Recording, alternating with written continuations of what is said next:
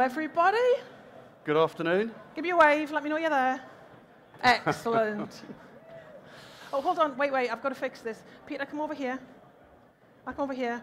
I got told we stood in the wrong order and we confused people with the Carruthers and Jackson. But the way they look at it, it's the other way around. I've got the clicker. I have the power today. Everybody who knows them know this is a terrible idea.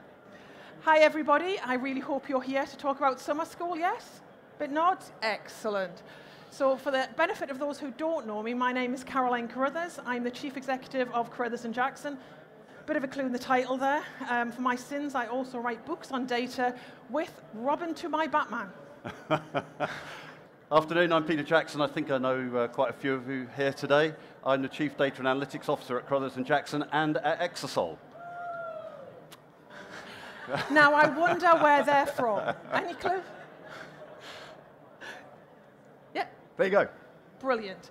So, for the benefit of everybody in the room, and actually, I'm quite curious, hands up, in fact, stand up if you're in the class of 21. Stand up, class of 21. A Yes, round of applause for the class of 21. Now, because I think I see a few other familiar faces, who else has done summer school? Stand up too? A few more. Excellent. More clapping. Thank you very much, people. You can all sit down. So, for everybody else, what summer school is an initiative that Peter and I started 5 years ago? 4 years ago? 5 years ago? Where's Natasha? Anybody see Natasha? With a lovely, wonderful lady called Natasha Lauer from Soda. The whole point of summer school was because Peter and I were some of the early data leaders in this space, but we want more. We don't think there's enough people doing this, really. And the whole idea behind summer school was it was about creating the community that we thought we were needed so we could actually connect all the wonderful brains out there to solve some of the big problems around data. So it's not just about learning from me and Peter, it's about learning from each other as well. What we did was create this program that nearly killed me this year because I doubled it in size, so I'm not doing that again. But it's an online virtual program that we do over 12 weeks. You get homework, and every year I get asked, and every year I tell you I am not marking 450 people's homework. It's not happening.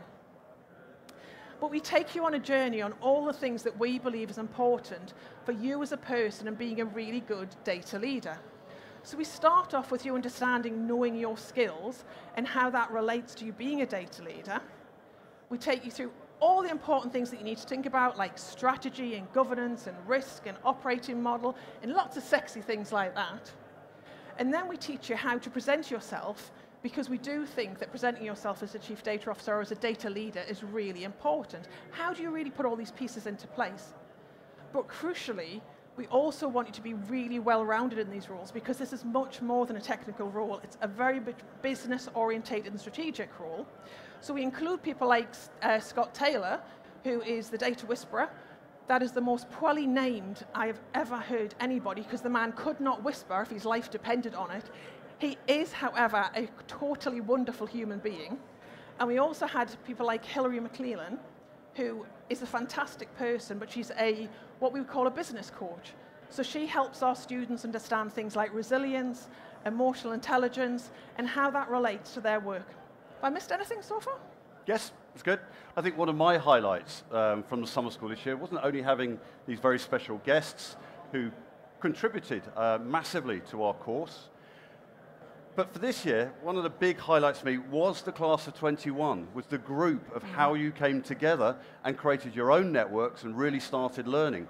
And what Caroline and I, as you will all know, struggled to keep up with this summer was that chat during the 90 minutes that was going, yes, Victoria, that chat through the 90 minutes that was going on, which just demonstrated your willingness to share and learn from each other. And that is what a huge part of it is. Brilliant. You go. So, what we're going to do today is we're going to run through some of the things that we covered during the summer school. And this was the model that we were working through, the Carruthers and Jackson data maturity model.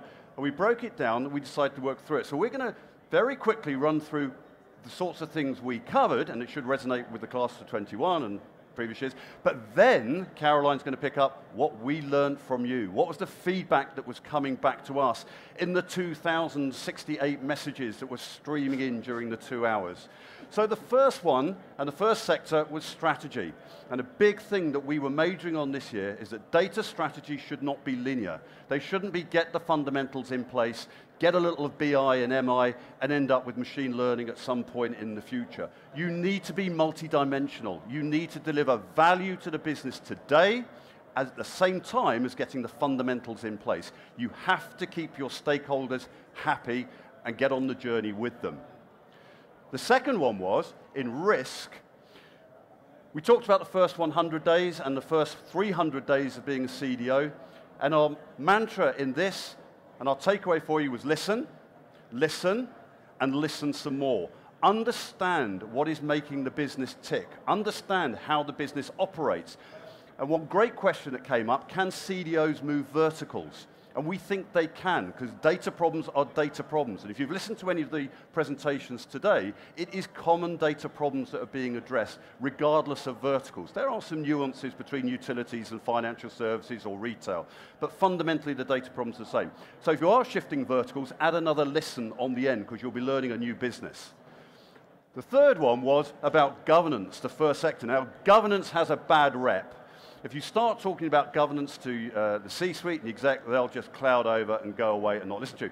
That's why Scott Taylor was so important. He was instructing people, tell the story about governance. Tell people why it's important in terms they can understand. Something else that we majored on was governance is being revisited, and that's conversations we've had with people this week.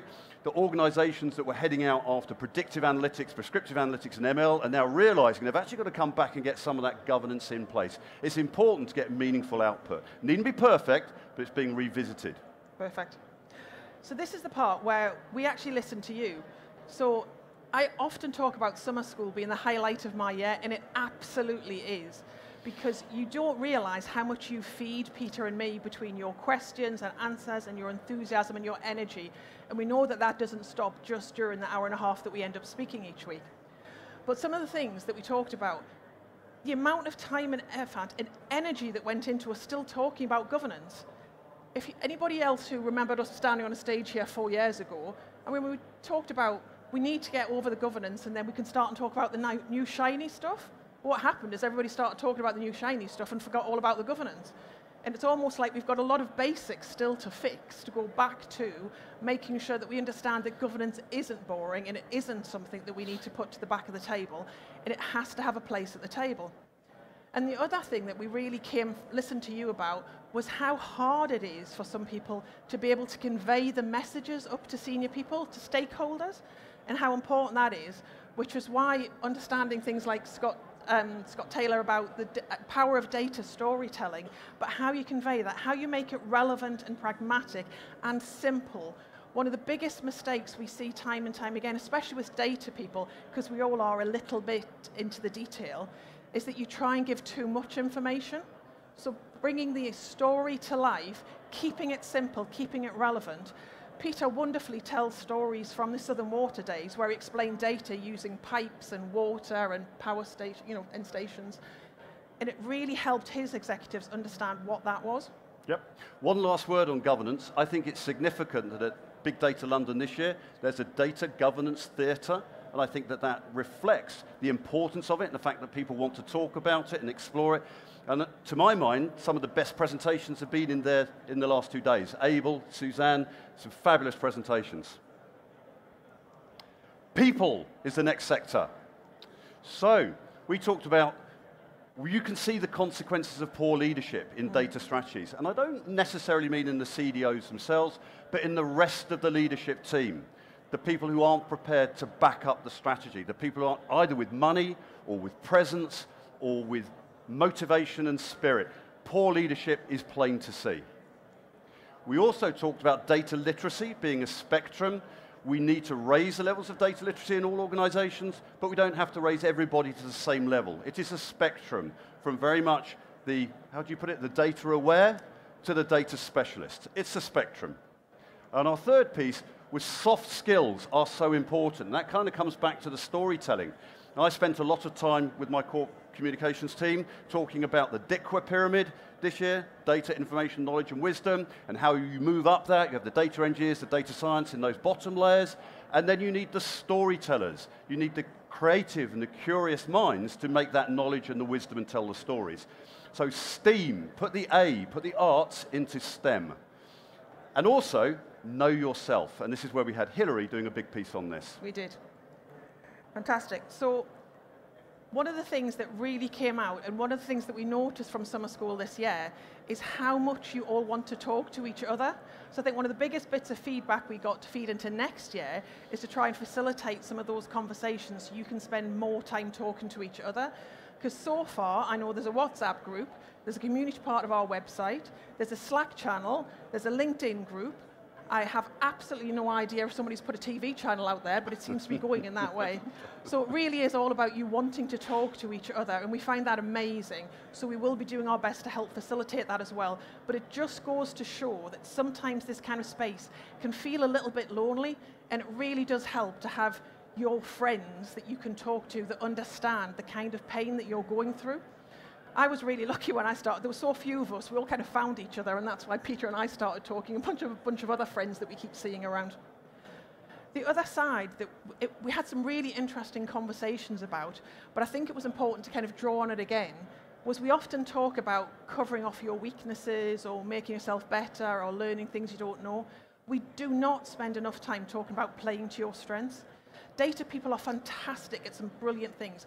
Find out what you're good at and make sure that what you do is leverage that and really play to your strengths. It works so much better that way. But that brings us to the other side of it, around the culture. The struggle is still real. We're still finding conversations across just about everybody that attended summer school this year where they're struggling to explain the joke to people. As Tim Carmichael talks about, we're still finding that we're trying to explain something. It's like explaining a colour to a blind person. This is a new colour, it's been existed. How do you convey that kind of message?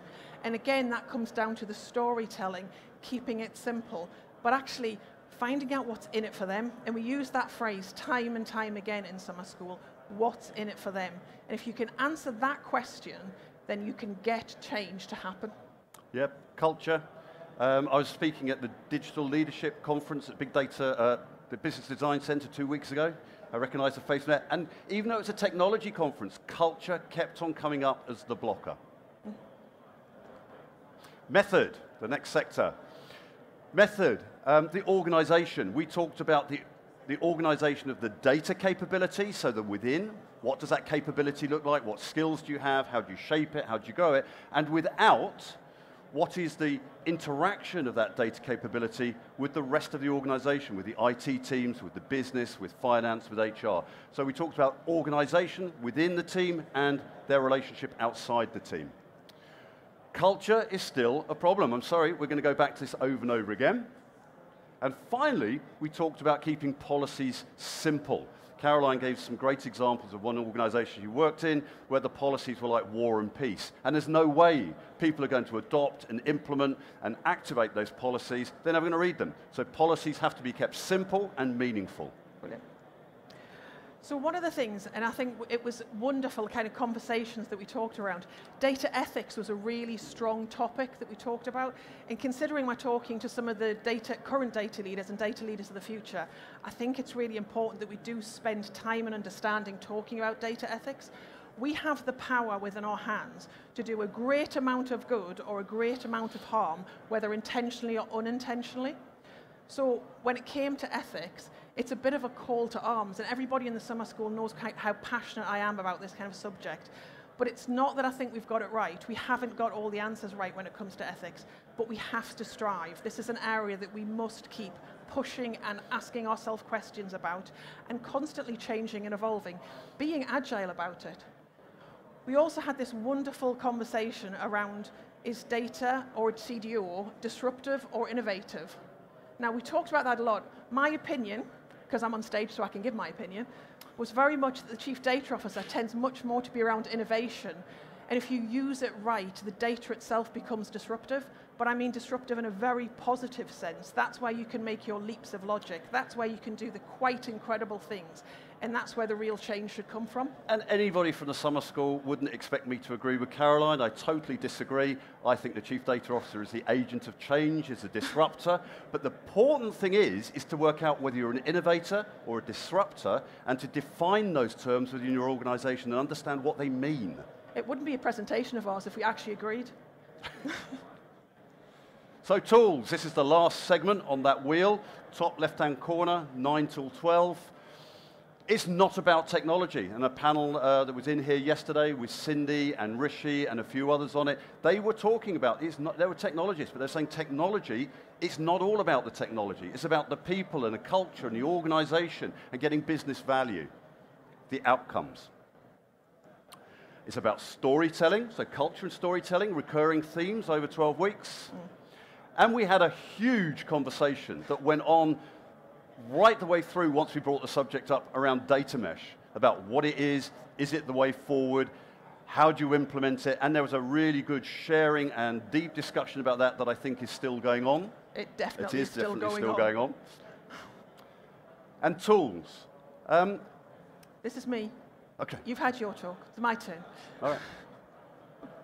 So stop fiddling with this. This is why he's not allowed the clicker. So when it came to tools, we could have spent an awful lot of time talking around the technology, but actually the sentiment of the group was, we just want it to work. Why is it so hard to do that? And it really is about putting the technology back in the place of it's just another tool in your arsenal. So by the time you focus on all the other things that we talked about, so if you understand why your organization needs to make a change, if everybody's marching to the beat of the same drum, if they understand why you want them to do something in a particular way, and you can drive that change, then actually the technology is relatively straightforward. We shouldn't be making mountains out of molehills. Yeah, and one of the things that we picked up from you guys was that most organizations probably have most of the technology they need, but are they using it right? Do they know it's there? Are they using it to its full extent? What's their licensing arrangement? So certainly dig around and see what you've got before you sort of wander out and about and start buying a new kit that's just going to make it more and more complicated. In a lot of cases with technology, we understand, and I'm really sorry to all the vendors, I apologize profusely for what I'm about to say, but often you find that you've already got something that does something very similar in there. So it's not just about going out and putting a new panacea. Check you actually need it before you go and buy it. Now I have to say, it's a bit like me buying shoes. God knows I have enough of them. Scooby-Doo ones this morning, but you have to make sure that it's actually a need, not a want when it comes to technology. Yeah. And I would like to give a big shout out, and it's important to do this, and this ties into the whole kind of idea of community as well. So we couldn't bring summer school to you because we do it free every year without the sponsors that help us do that. So this year we had Alteryx, Big ID, Calibra, Exasol, and Soda.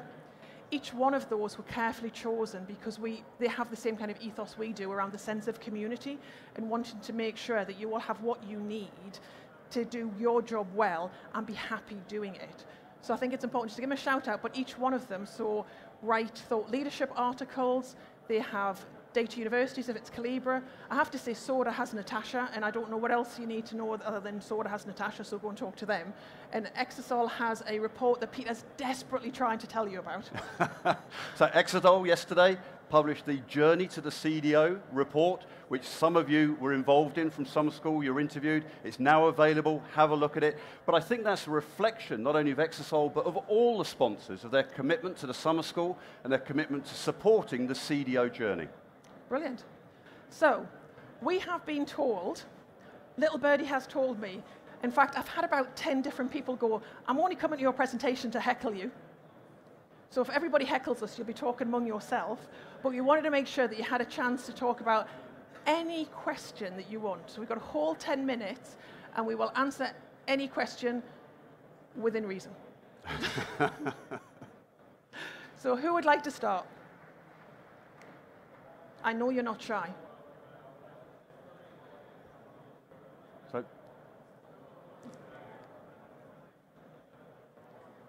no questions. You know that's not true. I'm amazed. Oh, here we go. Can we have a roving mic over here, please? One at the front here, and then we've got a second one over there. Thank you. If you Now, could this just is the say first- your name and where you're from, and if you're a summer schooler or not, that would be great. Thank you. Hi, my name's Lisa. I am a graduate of 2021 summer school. I have set up the WhatsApp group, so if anybody wants to join, please do join.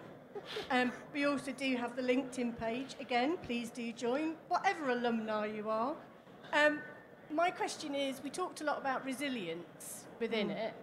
I'm curious to know the difference of when you are blindly facing the cliff edge and you should just stop thinking resilience is a good thing. Well, I think it's important to understand that you can only push somebody so far. Well, it is. You know, there's a difference between resilience and blind stupidity when it comes to these things. So if you are constantly hitting your head off a brick wall doing exactly the same thing, it is just better to cut your losses. I think it was an important conversation about resilience. I think Hillary picked it up really well, way better than we could explain it. I can only talk about it from personal experience. And it's interesting, I can see colleagues from Pensions Regulator and from Southern Water in here, nobody from L&G, I don't think. They're checking you're still alive. But over the course of that time, I know my personal resilience has built up. As problems have got bigger, as I've moved from organisation to organisation, it's been an important part of making it through. But it goes back to the whole idea of community. You've got people that you still talk to. We have a question over here. Hi. Hello? Can you It's hear not me? on. Oh. Yes. Rachel Hoey. I'm a board director and an advisor to boards in the charity, financial services and data world. Hi, Rachel. I'd be interested in either of your views about where digital data rights is going. We see more regulatory interest, we see more activism, both by individuals and companies. And I wondered if you have had conversations regarding that or any predictions. I didn't quite hear that, did you? Digital Could you rights? repeat the first- Digital data rights Right, and the enforcement. cool. Digital data rights are very, very important, obviously. There's lots of regulation around it in Europe and in North America, and specific ones in different European countries and South America. Crucially important, but I think that for me as a functioning CDO, and I've never been a data protection officer, and I firmly believe, we talked about this in summer school, the data protection officer should sit outside the office of the DPO, of the CDO, otherwise you're marking your own homework. The CDO should understand the regulations to make sure the team are playing the rules of the game. But for me, the regulations are there not to necessarily stop you doing things. And I've had my colleagues know I've had lots of battles with InfoSec and people like that, where the only word they seem to know is no. I think that good, effective data and digital rights management and regulation guidelines is by an active DPO, or by activity, by advising the business of what they can do and how they should do things. So I don't see those rights and privacies as being restrictive. I see it as just a way that we should do things in the right way, but we should still aim for the outcomes we're trying to achieve, either for our customers, our clients, or citizens. So to pick up on that point, because I am a big proponent of making sure that people understand what's happening with their data, and that's why data literacy is something incredibly important to me. So it's not just about having the rights, because to me, that's just putting the letter of the law in place. It's about people understanding what those rights are, what it means to them, and what kind of impact it has. So I think that it's, for me, it's not just about the legislation, it's about understanding how that actually applies and the impact it has on real people. That's where we actually then got into a deep discussion about ethics, about data ethics. You shouldn't do it just because you can. There are some things that you should and should not choose to do because you just feel they're wrong. And so data ethics are an important conversation. Thank you for a great question. Abel? Yeah. Okay, just wanted to quickly say thank you so much, Peter. Thank you so much, Caroline. Thank you. My name is Abel Abo. I'm from the Bank of England. I was a student, actually. Graduated possibly today, but graduated a couple of weeks ago. Depends on the question. Absolutely. I just wanted to make the point that the summer school this year was amazing. First experience, but really, the question is, what is the medium and the long-term plan for summer school? Because I think there's a massive need for that knowledge to go across, not just leaders in the space, but beyond. So I would like to just get some take about your plan for summer school as what? Medium or long-term plan? Thank you. Okay, I'll take that one, shall I? Yep. Perfect. So thank you so much, and thank you for being so wonderful about summer school as well, and you were such a wonderful participant of it as well. So summer school will continue to grow and evolve because each year it just feeds itself, which is a wonderful part of it. But we are actually looking at working with organisations as well to formalise it. So we're talking to some universities about making it a formal university course, as well as something that we keep free every year. So what we want to do is give an ability to create it as a platform so it goes out to more and more people. So thank you very much, and hopefully that answers the question. Yeah, we've got a conversation with Nottingham University. I'm talking to this one now. We've got a meeting with Nottingham University next week, which is important to move it forward. We're also thinking, well, basically, I guess it's whatever Adam allows us to do.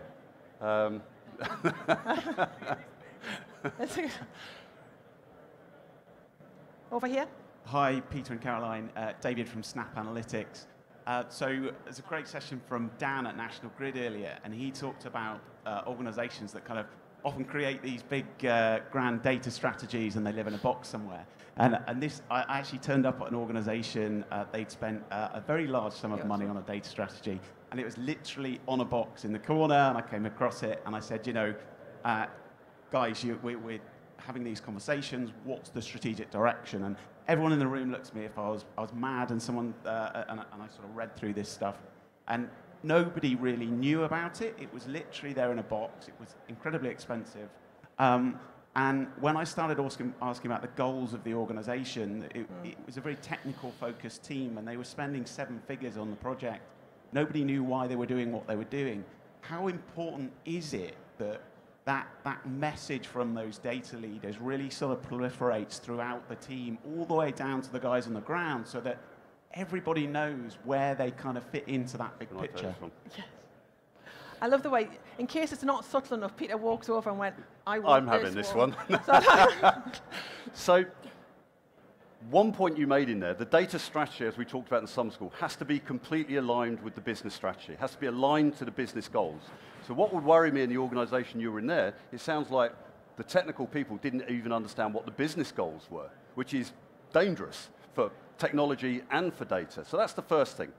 The second thing is, data strategies have to be kept alive, and they should be organic. I remember one of my first CEOs was very clear with me, Leslie, was very clear with me, it needs to be flexible, it's got to respond to the exterior market, in other words, the market and the part of regulation that we were in, and it has to be able to respond to internal pressures as well. So it's got to be kept alive.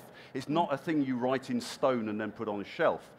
From my own personal experience, one way I've kept it current and alive is by having a comms team, by having in the data team, having a dedicated comms team who are communicating about the data strategy on a daily and weekly basis about what was going to happen, why it was going to happen, what it would mean to people, and then talking about the successes of what had been delivered and the outcomes that had resulted.